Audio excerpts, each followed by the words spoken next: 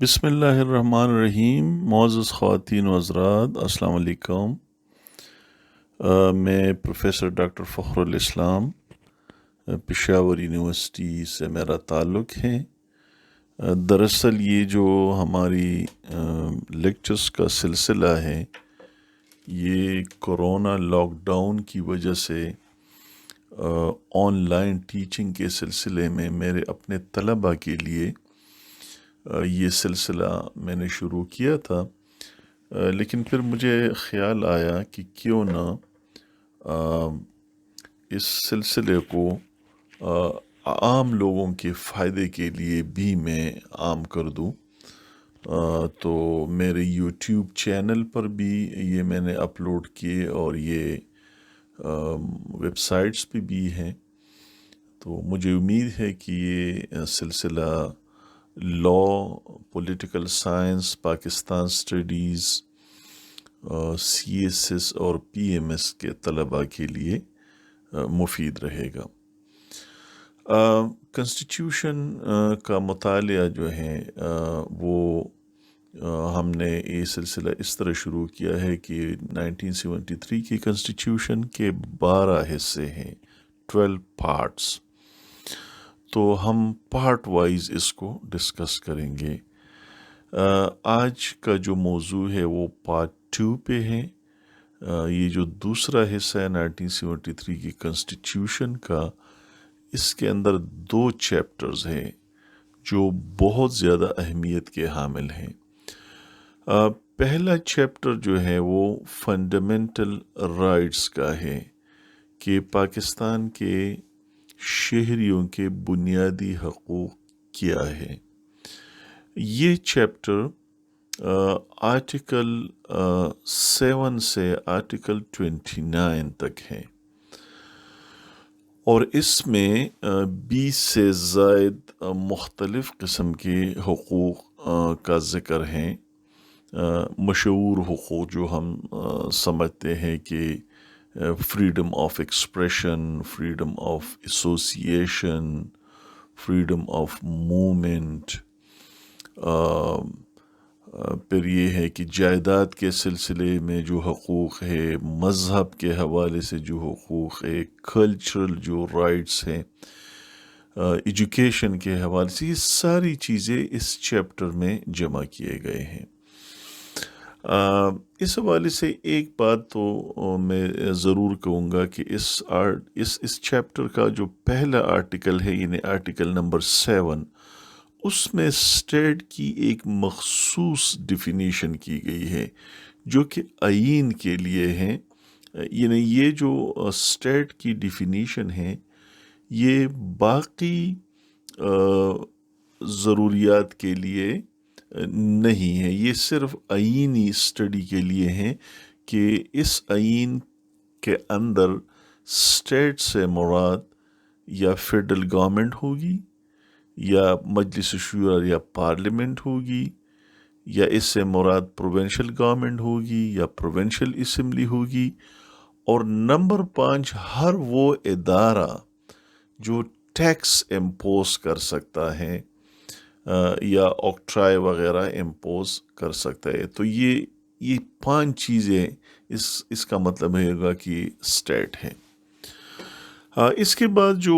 اور حقوق ہے، اس سلسلے میں ایک بات ضرور نوٹ کرنے کی قابل ہے، اور وہ یہ ہے کہ ہر ایک حق جو ہے، every right is subject to reasonable restriction of law, morality and public order۔ یعنی حق جو ہے یہ کوئی لامحدود قسم کی چیز نہیں ہے کہ آپ کہے کہ جی مجھے ایکسپریشن کا حق ہے تو میرے دل میں اور میرے زبان پہ جو کچھ آ جائے وہ میں بیان کروں گا، مجھے موومنٹ کا حق ہے تو میں جہاں بھی جانا چاہوں میں جا سکتا ہوں، مجھے بزنس کا حق ہے تو میں جس طریقے سے بزنس کرنا چاہوں وہ کر سکوں گا۔ نہیں، آپ کو ان چیزوں کے حوالے سے جو قوانین ہیں ان کو بھی دیکھنا پڑے گا۔ آپ کو ان چیزوں کے استعمال کے حوالے سے، ان حقوق سے استفادہ کرتے وقت آپ کو دیکھنا ہے کہ یہ استفادہ جو ہے کیا یہ مورالٹی کے مطابق ہیں؟ کیا یہ پبلک آرڈر کو کوئی نقصان تو نہیں پہنچا رہا؟ کیا اس پر قانون کا کوئی معقول ریسٹرکشن یا پابندی تو نہیں ہے؟ اس کی ایک خوبصورت مثال جو ہمیشہ کنسٹیٹیوشنل ایکسپرٹس دیتے ہیں، وہ کہتے ہیں کہ لندن میں ایک صبح ایک آدمی نکلا سڑک پہ اور اس کے ہاتھ میں سٹیل کی چڑی تھی اور اس کو تیزی سے گھما رہا تھا، اور وہ گھما کے اس کا جو بیلنس تھا وہ تھوڑا سا ڈسٹرب ہوا اور وہ چڑی جا کے اسی رفتار سے کسی دوسرے آدمی کے ناک پہ لگی، جس سے درد کی ٹھیسیں اٹھی، اور اس آدمی نے جس کے ناک پہ چڑی لگی اس نے کہا کہ what the hell are you doing? اور چڑی گھمانے والے فرد نے بڑے فخر سے کہا دس از مائی فنڈامنٹل رائٹ، یہ تو میرا حق ہے بھائی صاحب۔ تو دوسرے آدمی جس کی ناک کو کافی درد پہنچا تھا اس نے کہا look gentleman, your rights and from where my nose starts, بھائی صاحب آپ کا حق وہیں پہ ختم ہوتا ہے جہاں سے میری ناک شروع ہوتی ہے۔ تو اس کا مطلب یہ ہے کہ حقوق کا استعمال کسی بھی لحاظ سے وہ لامحدود نہیں ہے، یہ بین الاقوامی قانون میں بھی ہے، یہ اقوام متحدہ کے منشور کے نیچے یا اس کے کنونشنز کے نیچے جتنی بھی چیزیں ہیں وہاں پہ ہر رائٹ کے ساتھ لکھا گیا ہے کہ subject to reasonable restriction of law and morality, public order etcetera etcetera. ایک اور چیز جو اس چیپٹر سے متعلق ضروری ہے کہ اس چیپٹر کے اندر جو حقوق ہے وہ فوری طور پہ نافذ العمل ہیں، اور اس کی اگر وائلیشن ہوتی ہے تو ملک کی سپیریئر جوڈیشری وہ حرکت میں آئے گی۔ اور اس کے علاوہ اس کے اندر جو حقوق ہے کسی بھی ادارے کو یہ اختیار نہیں ہے کہ ان حقوق کو کم کرے یا زیادہ کرے، ایبریجمنٹ کی بھی اجازت نہیں ہے، اچھا زیادہ کی ہے سوری، لیکن کمی کی نہیں ہے،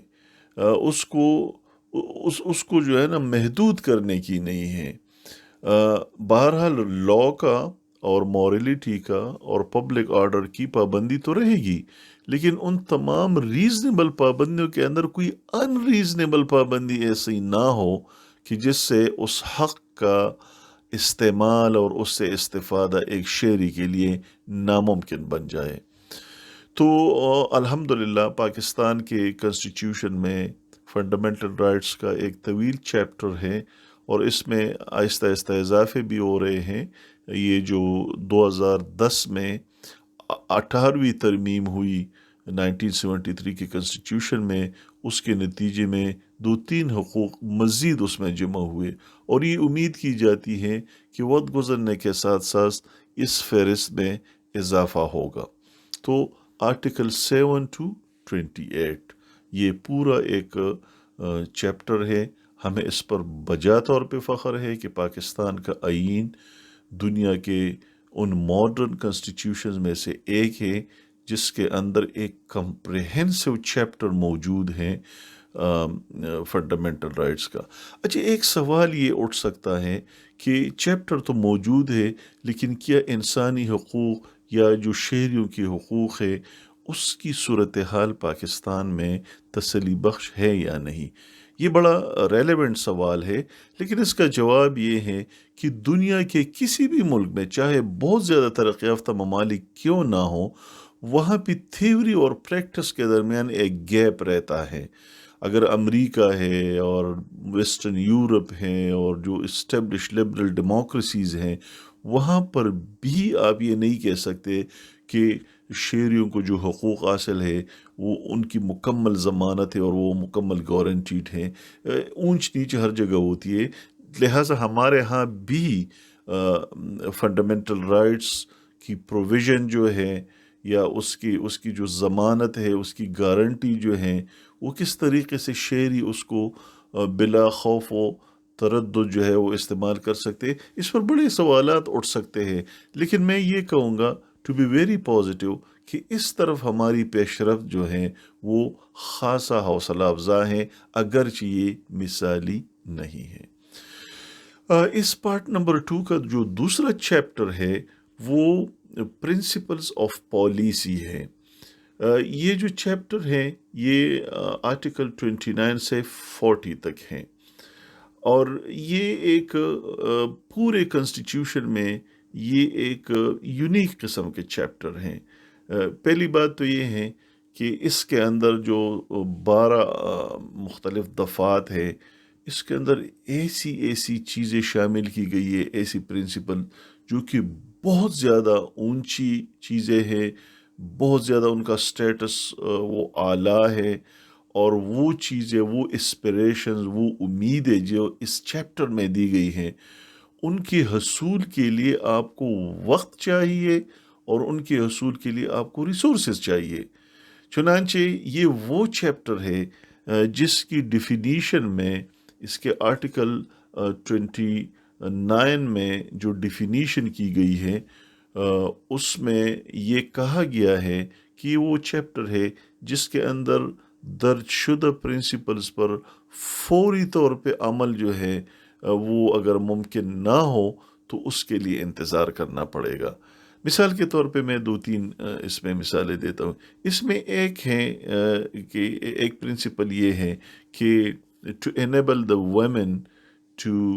participate fully in national life، کہ خواتین کو اس قابل بنایا جائے گا کہ وہ قومی زندگی میں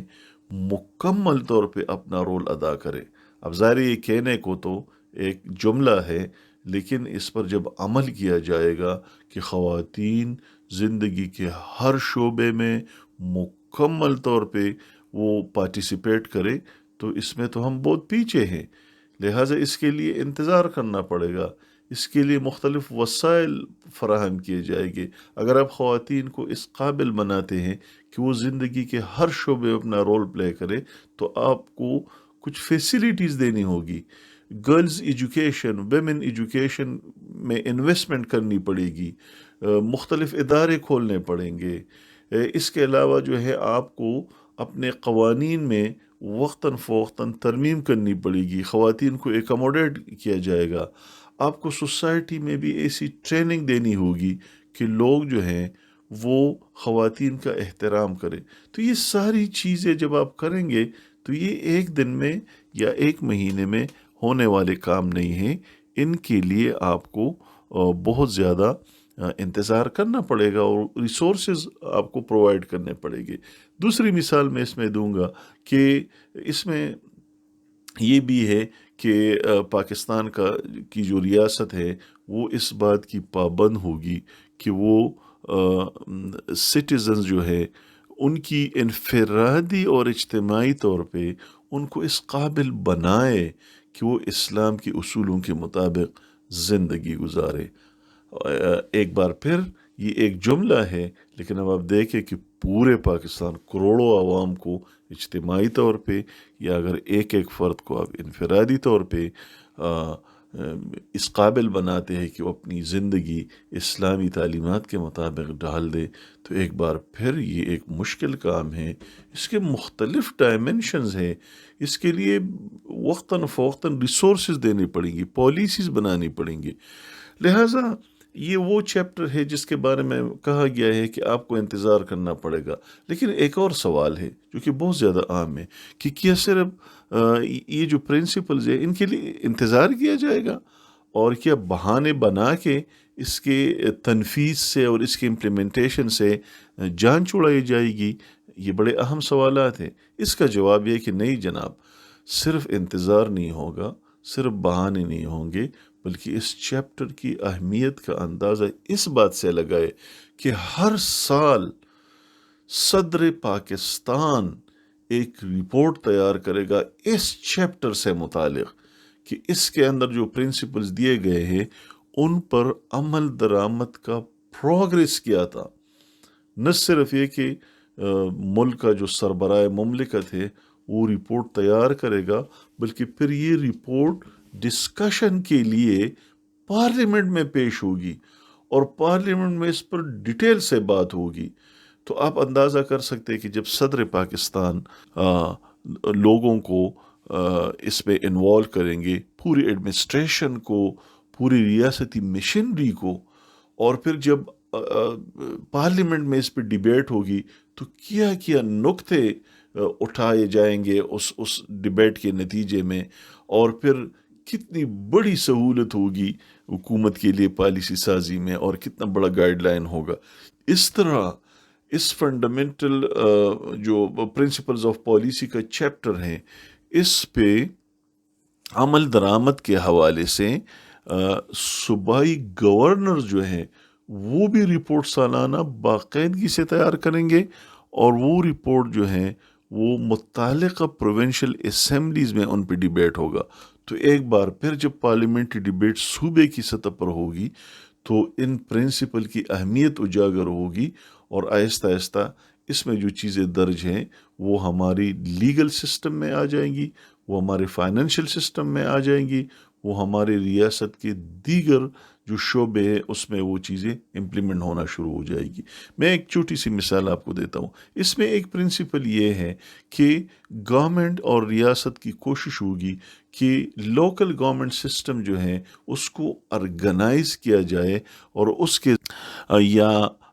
جو ہے عوامی خدمت کو یقینی بنایا جائے۔ اب یہ پرنسپل ہے، لیکن اس پرنسپل پر کتنا زبردست عمل ہوا ہے کہ حالیہ سالوں میں اگر آپ اندازہ لگائے تو تقریباً 20 سالوں سے تو یہ نظام بڑے تواتر کے ساتھ چلا آ رہا ہے، اور یہ پرنسپلز آف پالیسی کی برکت ہے کہ اب کوئی جو ہے فنڈامنٹل رائٹس کے حوالے سے، پرنسپلز آف پالیسی کے حوالے سے جو ہیں وہ لوکل گورنمنٹ سسٹم سے انکار نہیں کر سکتے۔ تو معلوم ہوا کہ پرنسپلز آف پالیسی کا جو چیپٹر ہے یہ یونیک تو ہے، لیکن یہ کسی بھی لحاظ سے غیر اہم نہیں ہے۔ تو معزز خواتین حضرات، آج کا جو لیکچر تھا پارٹ 2 آف دا 1973 کنسٹیٹیوشن، جس میں ہم نے فنڈامنٹل رائٹس کے چیپٹر پہ بات کی اور ہم نے پرنسپلز آف پالیسی کے چیپٹر پہ بات کی، اس کے ساتھ یہ ڈسکشن اختتام کو پہنچتا ہے، اور انشاءاللہ جب پھر دوسرے موقع پہ ہم پارٹ 3 آف دا 1973 کنسٹیٹیوشن پہ بات کریں گے۔ تب تک اجازت دیجیے، اللہ حافظ۔